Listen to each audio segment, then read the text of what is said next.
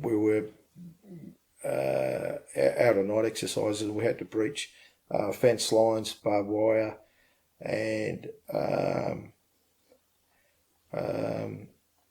we were all running full pack rifle webbing, so it's quite a few kilos on your back. And I had a mate hit one of these wires, and he went flat down on his face, and he was in a really bad way. And so that's where your training kicks in. One guy grabs all his gear, make sure that's all taken care of. Another guy, a couple of guys, they get a stretcher, make it up, and you get him sorted, get him apply first aid, and then get him out there to an ambulance as quick as you can.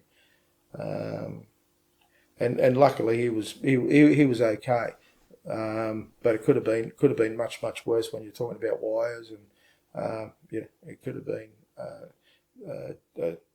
much worse, and could have been a tragedy.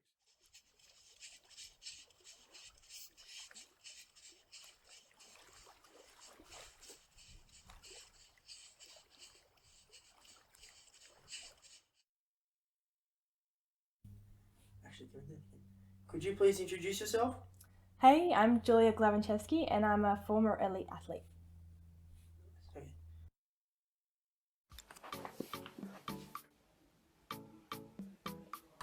Oh, my name is Denise Glavanchevsky. I'm the mother of Julia Glavanchevsky.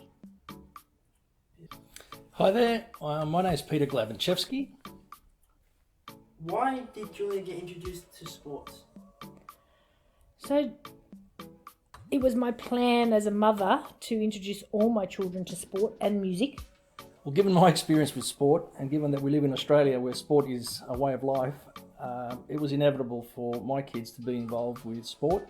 Didn't really mind what it was, so long as they were active and they did the best they could. The one she took up the most was swimming, because she showed a... Making things. Oh, very young age. I can't really remember when. I was probably 3 or 4 when I first got my first toolkit. So yeah, I was banging away and trying to drive nails into timber and cut bits and pieces. Not making anything, but just having a bit of fun. Alrighty, let's take it back a bit. This is my grandfather. I know he's a stud, right? Well, he was in construction too.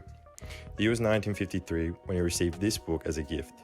This book would go on to change all of our lives and my existence as I know it. So let's say you were 13, Yeah. 14. Sure.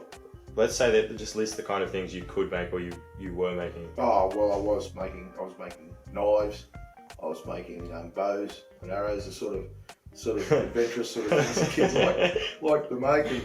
And Mum and Dad knew I was pretty careful, so they gave me free range. They knew I wouldn't take it out of the yard, so to speak. But it was just trying to make something that I knew was expensive to buy